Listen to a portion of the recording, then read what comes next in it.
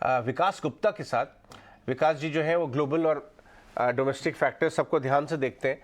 विकास, ये जो आज मूड बिगाड़ा या मैं कह सकता हूँ थोड़ा सा पंक्चर किया मूड, वो था HCL टेक की गाइडेंस कट तो नहीं किए, बट बोला है कि हम अपना revenue lower end of the guidance की तरफ देखते हैं।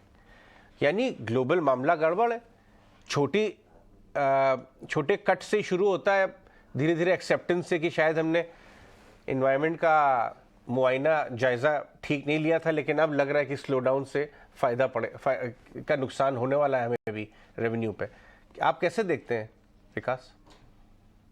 तो पहली बात यानी उनका जो गाइडेंस रेंज बहुत टाइट था, राइट, 13.5 से 14.5। तो जो लोअर एंड का मतलब जस्ट 1% का फर्क है हायर एंड से। ओके, तो पहली बात तो वो एक इट्स मोर, मतलब इसको हम ज्यादा एक सिंबलिज्म टाइप देखेंगे कि वो बता रहे हैं कि भाई उतना ऑप्टिमिज्म अब नहीं एक्सपेक्ट कीजिए। लेकिन इसमें भी दो पार्ट्स हैं। ग्लोबल स्लोडाउन तो IMF ने भी बोला है और RBI ने भी उसको IMF के उसको लिया है, बाकी सब इकोनॉमीज भी बोल रही है। लेकिन अब अगर हम एक्चुअल नंबर्स देखें तो इंडिया IT कंपनीज का ज्यादा एक्सपोजर US मार्केट से है और US में स्लोडाउन के नैरेटिव बहुत है, पर नंबर्स आप देखेंगे US के तो चांस बहुत कम है कि वहां पे एक प्रॉपर रिसेशन आएगा। ज्यादा से ज्यादा एक माइल्ड रिसेशन हो सकता है वर्स्ट केस में, और चांसेस है कि एक्चुअली सॉफ्ट लैंडिंग जिसको कहते हैं कि भाई जस्ट जीरो के आसपास में GDP 1-2 क्वार्टर रह के वापस स्टार्ट हो जाए ग्रो करना, इसके चांसेस अब काफी हाई हो चुके हैं। और जो एक और मार्केट जिस रीजन से गिर रहा था वो इंटरेस्ट रेट हाइक की वजह से था।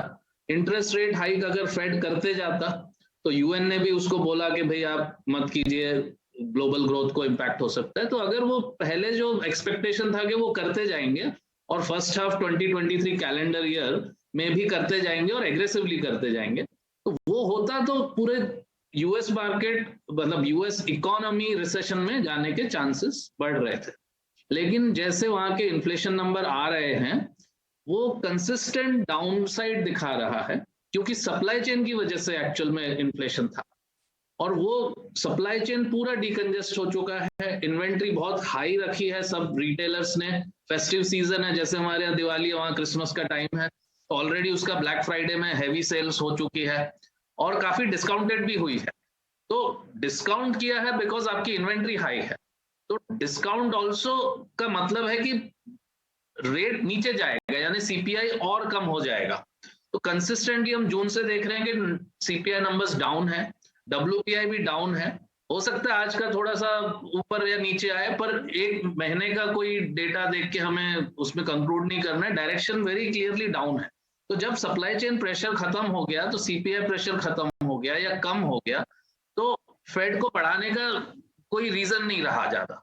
तो ये एक मौका है जब US की टेक कंपनीज और इंडियन टेक कंपनीज भी अपना थोड़ा कॉस्ट रैशनलाइजेशन करना है। लास्ट 2 साल में बहुत हाई ग्रोथ थी, बहुत हाई प्रॉफिट्स था, तो उसमें काफी सारा हायरिंग हो गया हाई प्राइस में। तो उसमें से जो कुछ लोग ऑलवेज होते हैं जो काम नहीं करते हैं, उन्हें निकालने के लिए एक अच्छा मौका है जब एक रिसेशन क्लाउड्स और ये सब एक्सपेक्टेशन है। तो मेरे हिसाब से वो एक कॉस्ट रैशनलाइजेशन के लिए ये स्लो डाउन का नैरेटिव फॉलो कर रहे हैं। तो बहुत माइनर इफेक्ट आएगा लॉन्ग टर्म में हमारे कंपनीज की वैल्यूएशंस में। Okay, Indian IT companies I don't think उन्हें बहुत ज्यादा ऑलरेडी बहुत डिस्काउंट पे मिल रहा है, ये बहुत कम मौका मिलेगा ऐसा। ठीक है, तो हम सर ये मान के चले विकास जी कि ये जो आज HCL टेक को पनिशमेंट मिली है ये बस हो गई, ज़्यादा से ज़्यादा थोड़ा बहुत 2-4% और जो दूसरी IT कंपनीज हैं उनकी भी वैल्यूएशन अट्रैक्टिव हो रही है, क्योंकि वो ऑटो अपने आप में एडजस्ट कर रहे हैं अपनी दिक्कतों को और अपनी अपॉर्चुनिटीज़ को, ऑटो प्राइसिंग एडजस्टमेंट हो रही है। तो आपको लग रहा है कि IT में धीरे धीरे पोजीशंस बढ़ानी चाहिए, ऐसे बैंक की तरह जोर से तो नहीं भागेंगे, बट हाँ अच्छा डिसेंट रिटर्न दे सकते हैं साल भर में। शॉर्ट टर्म वालों के लिए तो हम कुछ नहीं कह पाएंगे, लेकिन ट्रेडर्स के लिए तो वो, इसलिए मैं पहले ही डिस्क्लेमर बता देता हूँ। बट लॉन्ग टर्म इन्वेस्टर्स के लिए ये इस तरह के जो वैल्यूएशंस मिल रही है आज, हमें इस साल पूरी मिली है आईटी की, हो सकता है थोड़े दिन और मिले, वो मतलब आपको फिर 5-7 साल शायद ना मिले जब ये रिसेशन क्लाउड्स साइड में हो जाएंगे। तो ये बहुत रेयर अपॉर्चुनिटीज है और ये लॉन्ग टर्म का इन्वेस्टमेंट है, क्योंकि ये जो क्लाउड होना है, डिजिटल होना है, ट्रांसफॉर्मेशन, ये सब यूएस कंपनीज, जो क्लाइंट कंपनीज का, ये 10 से 20 साल चलने वाला है। अभी तो जस्ट शुरुआत है, ओके। और ये पूरा majority portion Indian IT companies को आता है।